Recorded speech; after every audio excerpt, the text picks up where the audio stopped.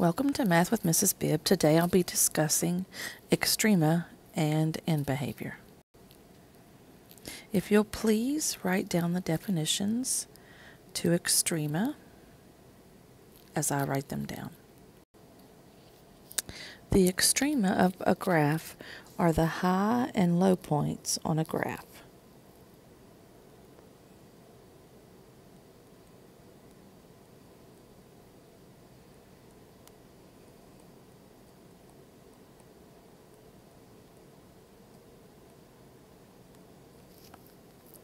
The maximum is the highest point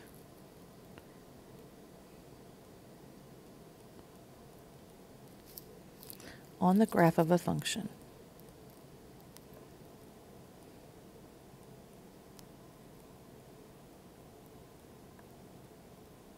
The minimum is the lowest point on the graph of a function.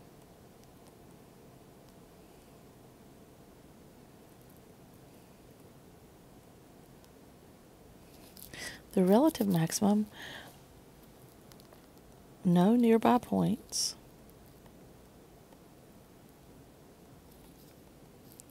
have a greater y-coordinate.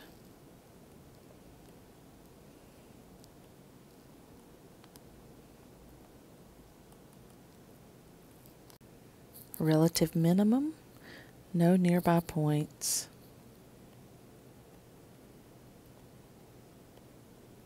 have a lesser y-coordinate.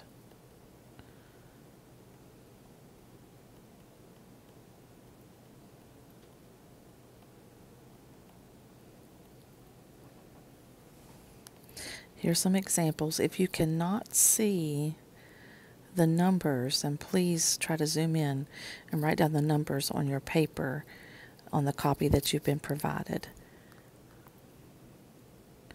This point here and this point here are called extrema.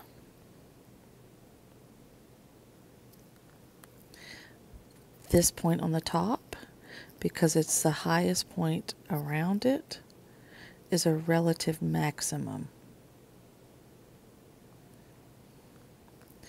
No y-coordinate has a greater value around this area here.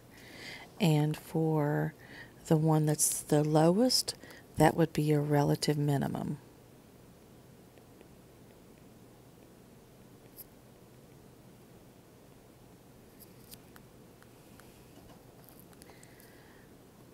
This is called an extrema. And really, to me, when you look at this isn't a relative minimum. This is the minimum value of this graph. There is not another coordinate that's lower. It is the lowest point on the graph. And this also is an extrema, and it's called the maximum. It's the highest point on the graph. And when you're naming maximum, minimum, relative maximum, relative minimum, you are naming the y-coordinate.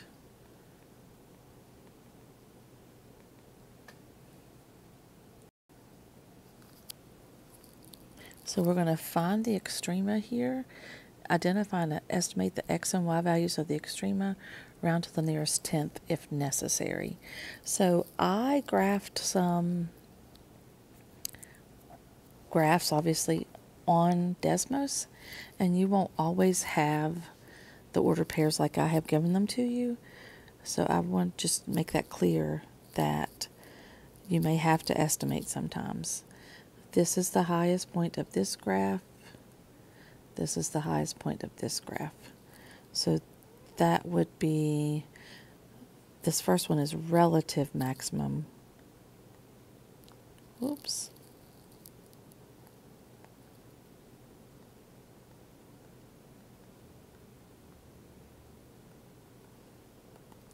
And this one is the maximum. Now it says the x and the y coordinates, so that means that we need to do the entire ordered pair. The relative maximum occurs at negative 2.1, rounding to the nearest tenth, comma 5.3. The relative minimum, which is occurring here and here.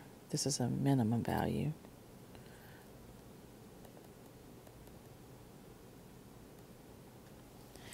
The relative minimum for number 1 is negative 0.2,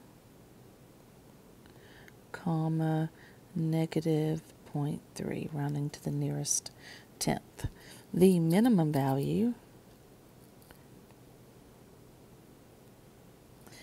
is, I guess the minimum ordered pair is negative 1, negative 3. To me, the minimum values and maximum values, I'm going to go back and highlight.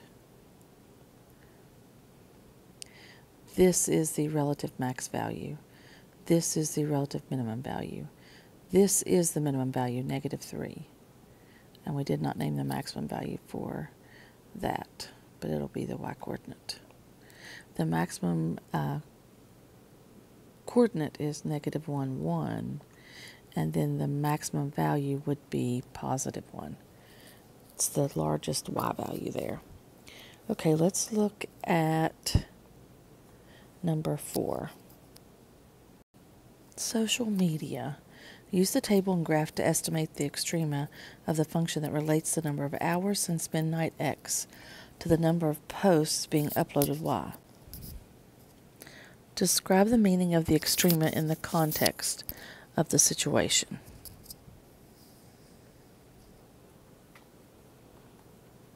Maxima. So if we're talking about maximum values, the number of posts that are sent 12 hours after midnight is greater than the number of posts made any other time during the day. The highest point on the graph occurs when x equals 12. When x equals 12, this is your highest point. So that would be our relative maxima, is when x equals 12. And then that means the maximum number of posts, I'll write that over here. The maximum number of posts is about 1,150,000. And it occurred when x equals 12. For the minimum value, the number of posts sent 4 hours, so that would be here.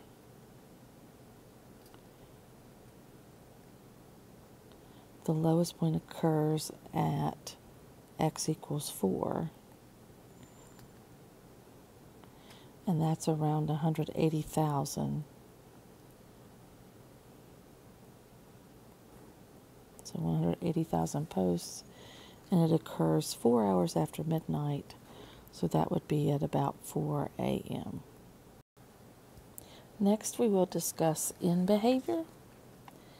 And end behavior looks like you can see on the screen. X approaches, that's how you say that little arrow, approaches. X approaches either positive infinity or negative infinity. As y approaches, the same thing. So f of x or y. Remember, f of x is the same thing as y.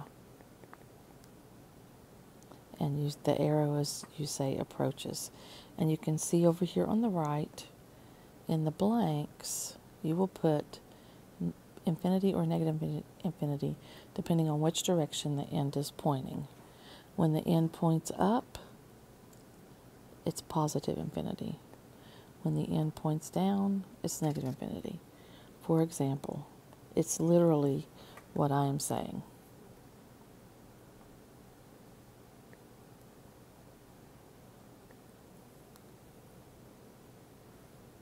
let's look at our y values first. So for our y values,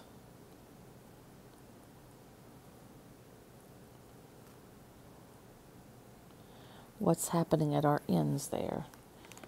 They're going down, so that's negative infinity. So this would be, let me grab another highlighter.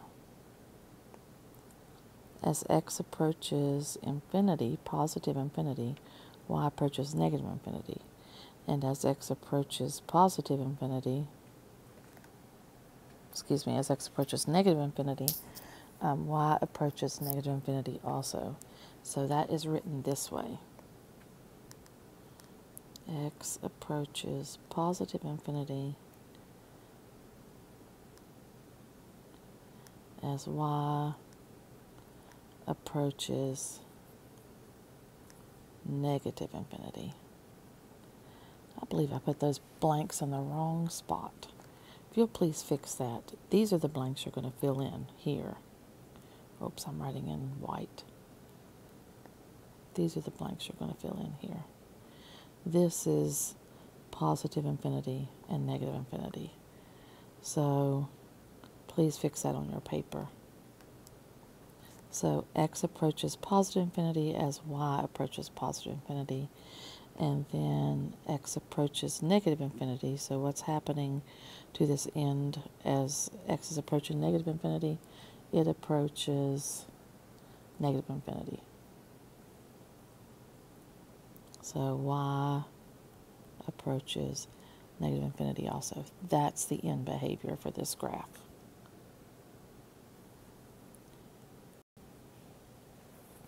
So describe the end behavior. Each of these are end behavior. We'll start with x approaches positive infinity, x approaches negative infinity. And then we have to figure out what is happening with the end. So every one of these, this will be number 1, this will be number 2,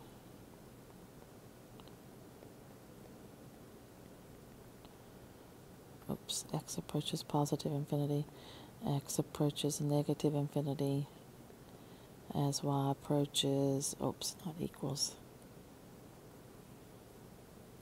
Sorry about that.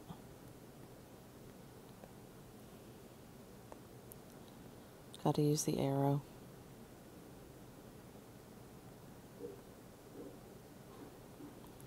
Number 3, x approaches positive infinity, y approaches, and we got to figure that out, x approaches negative infinity, y approaches, we'll figure that out in just a moment. Number 4, x approaches positive infinity as y approaches, and then x approaches negative infinity as y approaches, and we'll figure that out. Okay, I'm going to go grab a highlighter. So as x is approaching positive infinity, what direction is my end going? It is literally going to negative infinity. And then for the other side, as x approaches negative infinity, what's my end doing? It's approaching positive infinity. That's the answer to number 1. Number 2, grab a highlighter. As x approaches positive infinity, y is approaching positive infinity. And as x approaches negative infinity, y is approaching negative infinity. Positive, negative. And for the next one, I hope you notice that both of the ends on the positive side and on the negative side, they're both pointing up. So that means that both of these are positive infinity. And then when you look at the last one,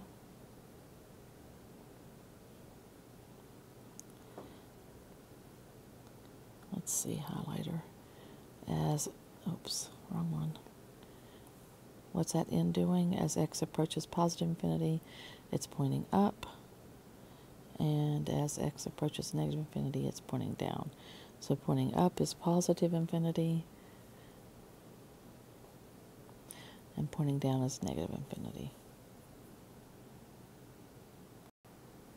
As you look at this graph and read the problem, I believe we all realize that the drone cannot travel for a negative amount of time. That's why the x-axis, let me switch colors. That's why the x-axis on this side, -1, -2, that's why it's not there, because it will not travel for a negative amount of time. And then also we won't have a negative altitude because you can hit the ground. That's it. This is starting from the ground. So I want to point that out. And then the function of time is not defined for x is less than 0. So it's just not defined there. There's no end behavior then as x approaches negative infinity. So let's write that out. I'm going to write no end behavior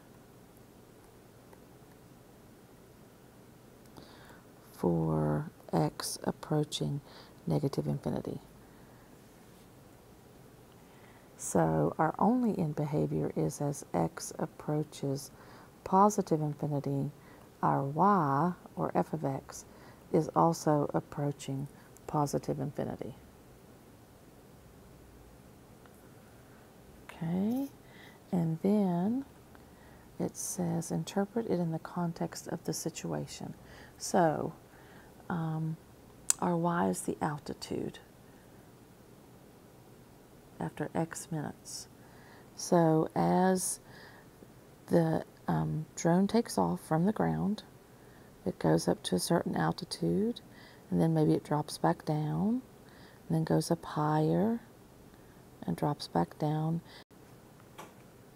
And when it drops back down, then it continues back up. So the context of the situation. The longer the drone flies,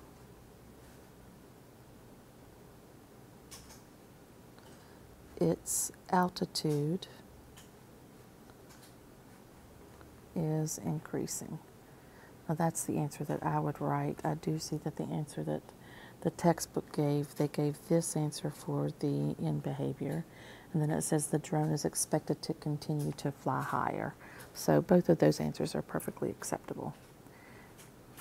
And that's it. That's all you have for today, for this week for your notes. Have a great day.